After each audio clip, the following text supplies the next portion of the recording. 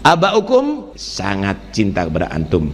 Jangan antum kecewakan mereka di alam barzakhnya, jangan antum kecewakan mereka ada di akhirat. Jadilah anak cucu yang datang bukan membawa dosa yang banyak, tapi jadilah anak cucu yang datang dengan membawa manfaat yang besar, yang telah memberikan petunjuk ribuan umat Muhammad, yang maksiat menjadi tobat, yang malas menjadi giat, yang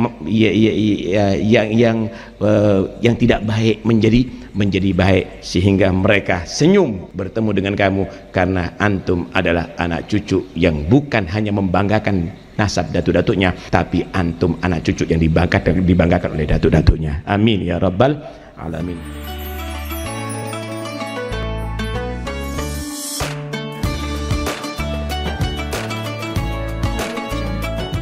Assalamualaikum warahmatullahi wabarakatuh.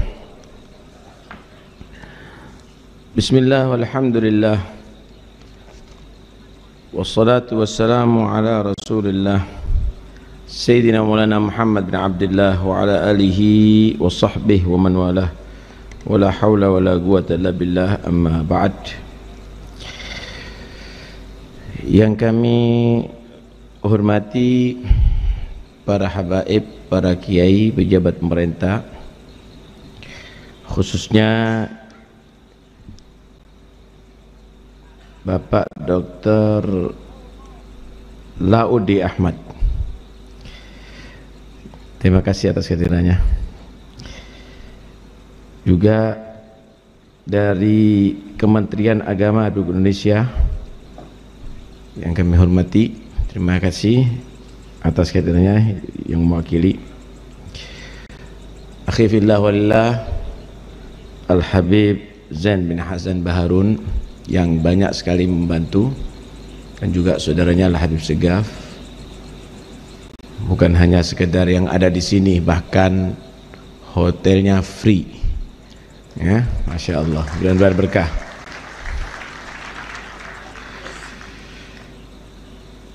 Asisten Administrasi Umum Dr. AKH Jazuli yang saya hormati, terima kasih banyak atas kehadirannya, yang mewakili Gubernur Ibu Haji Khafifah, dan tadi sudah berbicara dengan saya, beliau ada di Aceh. Wakil Bupati Kabupaten Pasuruan Kiai Al-Haj Mujib Imran, jazakumullah khair atas kehadirannya. Bupati lagi haji, mudah-mudahan insyaallah membawa haji yang mabrur, selamat insyaallah, panjang umur fi taatillah. Bapak Kapolresta Pasuruan yang kami hormati, AKBP Makung, Bapak Dandim Pasuruan yang kami hormati, insyaallah, Bapak Letkol Nur Ishaq yang kami hormati, akhina Al-Habib Hadi Al-Habsyi yang sekaligus Bupati Kota Probolinggo, nah, yang kami hormati, Wali Kota ya, Wali Kota ya, Wali Kota.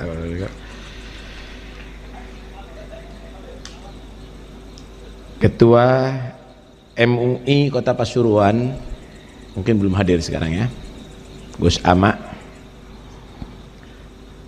Oh bukan ya, Syed Abdullah Shadiq Basyiban.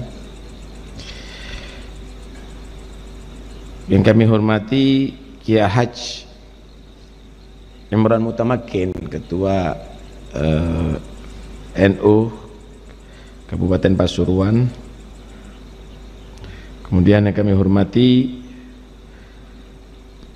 Ketua Pimpinan Muhammadiyah Kota Pasuruan, Haji Bapak Dr. Andes Haji Abu Nasir ya, Abu Nasir. Juga Ketua Pimpinan Muhammadiyah Kabupaten Pasuruan, Bapak Haji Ahmad Syamsuni yang saya hormati.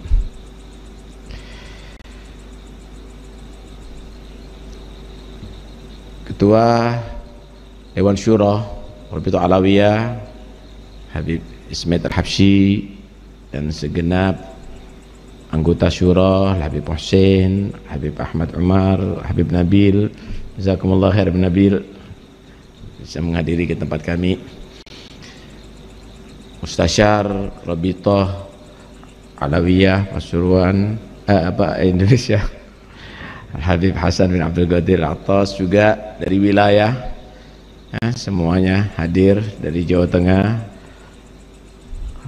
Habib Al-Atas Abu Bakar Al-Atas adalah Habib dari Jawa Barat. Habib Hasan Al-Jufri, Masya Allah baru haji, ini doanya mesti mustajab ini, haji mabrur insyaallah. Habib juga wilayah Jawa Timur, Habib Hadi yang kami hormati, juga yang lainnya wilayah mana lagi nih, Kaltara ya, Al-Habib Ahmad Al-Jufri, Masya Allah, jazakumullah khair atas kehadirannya, dan seluruh yang hadir ada di sini, jazakumullah khair katsir, antum ikhwanuna, antum ahibbauna. Rabithah Alawiyah ini sesuai dengan namanya, Rabithah, ikatan, ikatan yang diikat dengan Alawiyah yang bukan ashkhas sebenarnya, bukan person-person Alawi, tapi yang man ala tariqah Alawiyah, yang dalam tariqah Alawiyah. Tariqah Alawiyah itu mempunyai 5 pilar. Yang pertama ilmu, yang kedua amal, yang ketiga ikhlas, yang keempat al-khauf, takut, yang kelima al-wara'. 5 pilar ini adalah tariqah Alawiyah, dan kita bukan eksklusif untuk Alawiyin, tetapi kita adalah untuk umatnya Nabi Muhammad SAW. Perlu diketahui bahwa seorang Alawi itu bukan hanya sekedar menjadi turunan orang yang soleh, tetapi harus menjadi anak turunan, menjadi anak-anak yang soleh, anak cucu yang soleh. Perlu antum ketahui, antum mempunyai tugas yang cukup berat untuk menjadi Alawi. Antum punya tugas yang berat untuk menjadi Alawi, karena sesungguhnya orang yang menjadi keluarga Rasulullah sallallahu alaihi wasallam itu, jika melakukan kebaikan 2 kali lipat pahalanya, jika melakukan kemaksiatan 2 kali lipat dosanya dan adabnya. Dengarkan firman Allah Subhanahu wa taala, ya nisa'an nabi man ya'ti minkunna bifahishatin mubayyinah yudha'af laha al'adabu dha'fain wa kana dhalika 'ala Allah yasira.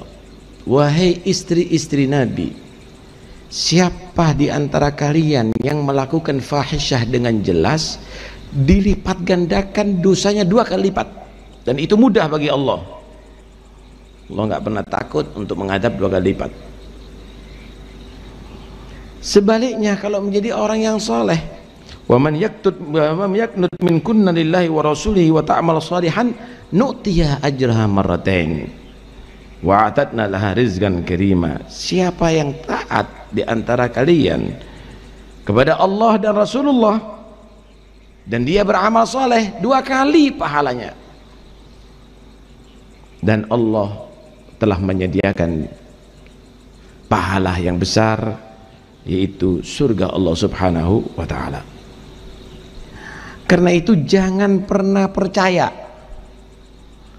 kalau ada orang yang menyatakan antum masuk surga walaupun banyak maksiat. Jangan pernah percaya. Percayalah Anda, kalau Anda menjadi orang soleh, Anda akan mendapatkan pahala 2 kali. Tapi jangan Anda meremehkan karena punya nasab yang baik, Anda melakukan maksiat, maka Anda punya dosa 2 kali. Itu risiko. Setiap kenikmatan harus dipertanggungjawabkan. Wala tus'alunna yauma idzin 'anil na'im. Mungkin yang lainnya nanti di hari kiamat tidak ada pertanggungjawaban karena nasab, tapi kita mungkin ada pertanggungjawaban karena nasab kita nanti dari kiamat. Ikhwani yang rahmati Allah Subhanahu wa taala, kita sebagai Alawiyin harus mempunyai sifat sabar, karena apapun kenikmatan yang Allah berikan pasti akan ada orang yang tidak senang, dan itu sudah biasa, itu sudah sunatullah. Kullu dhi ni'matin mahsud. Kalau di dalam Al-Quran itu ada ayat yang mengatur hukum orang berzina, berarti setiap zaman pasti ada orang berzina walaupun tidak banyak. Kalau di dalam ayat Al-Quran tadi itu ada mengatur hukuman orang yang mencuri, pasti ada mencuri. Kalau di Al-Quran kita diperintahkan berlindung daripada wa min syarri hasidin idza hasad, pasti ada orang hasud. Dan itu biasa. Tapi Anda sudah diajarkan untuk isti'adzah, untuk minta perlindungan kepada Allah Subhanahu wa taala, wa min syarri hasidin idza hasad, biasa. Tapi ente harus sabar. Antum harus sabar, nggak boleh emosi. Ingat nabinya antum juga banyak yang hasud, datuk-datuknya yang juga begitu. Mereka memaafkan. Khudil afwa wa'mur bil urfi wa'arid 'anil jahilin. Ambillah sifat memaafkan. Memaafkan itu kepada orang yang mendolimi kamu dan kamu mampu untuk membalas. Maafkan. Wa'mur bil urfi, perintahlah untuk melakukan kebaikan, bukan membalas kebaikan. Orang yang jahat kamu perlakukan dengan baik. Wa'rid 'anil jahilin, tinggalkan itu sifat-sifat kebodohan. Wa'ati man haramak, orang yang justru merugikan kamu, tolong dia. Itulah tarbiyah yang harus kita berikan kepada anak-anak kita. Antum melihat bagaimana Sayyidina Ali Zainal Abidin,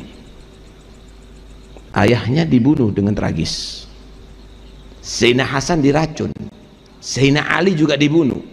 Apakah mengajarkan dendam kepada anak cucunya? La. Itu yang harus kita terapkan dalam kehidupan ini.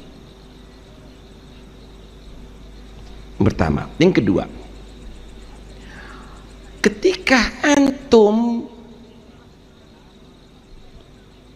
mendapatkan musuh, berarti kamu menjadi orang yang kuat. Semakin kuat musuh kamu, semakin kamu kuat. Ma'unah Allah semakin besar. Percaya Anda? Ya nggak mungkin dong menjadi juara petinju kelas berat musuhnya anak kecil. Nggak mungkin.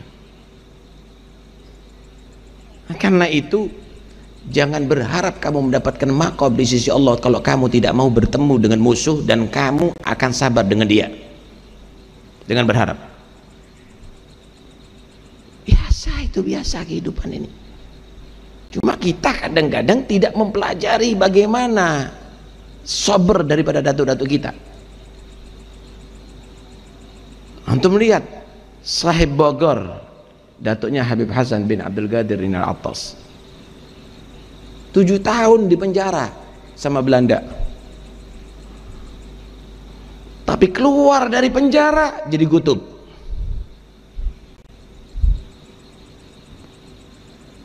Biasa ya ikhwani, biasa.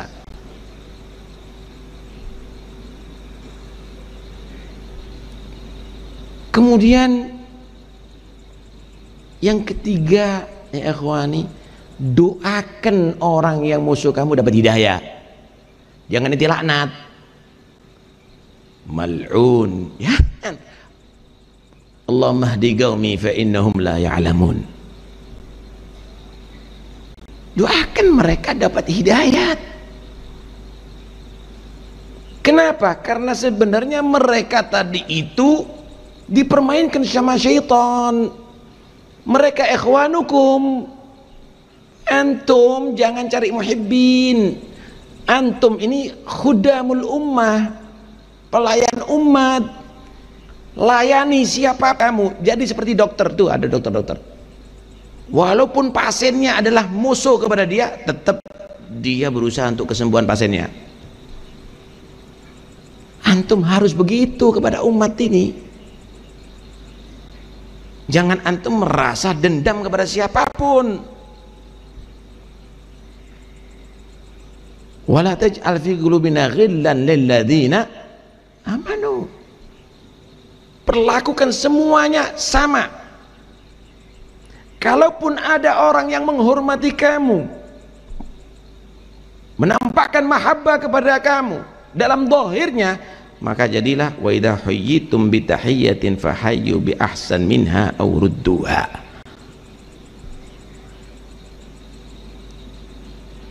Balas penghormatan dia dengan yang lebih. Kalaupun kamu misalnya dicaci sama orang yang membenci kamu, orang yang tidak senang dengan kamu, idfa billati hiya ahsan fa idzal ladzi bainaka wa bainahu adawatun ka'annahu waliyyun hamim. Inti balas dengan yang terbaik, bukan hanya baik, yang terbaik. Nanti akan terjadi nanti yang musuh kepada kamu menjadi orang yang cinta dan membela kamu. Kita harus pelajari ya ikhwani cara kita muamalah. Jangan kita mencaci orang, jangan orang mencaci kita, kita balas dengan cacian. Sama nilainya antum lah. Antum dicaci, antum mengharap kepada Allah. Allahumma hdihim ya Rabb. Beri hidayat mereka ya Allah. Itu nilai bagi antum semuanya. Nah, karena itu penting sekali kita mengembalikan Alawiyin kepada thariqah mereka. Antum bagaimana Al-Faqih Al-Muqaddam mengajarkan dengan kasrus saif, memecah pedang, untuk antum berjalan di atas bumi ini dengan hati tanpa ada permusuhan kepada siapapun. Berarti tidak ada jihad. Perhatikan baik-baik. Kalau antum bertemu dengan a'daullah, maka antum akan dianjurkan untuk berjihad dengan fisik. Tapi ketika antum berhadapan dengan ikhwanukum muslimin yang dia terperangkap dengan syaitan, maka antum harus berdakwah dengan hati, berdakwah dengan galab, dengan hati.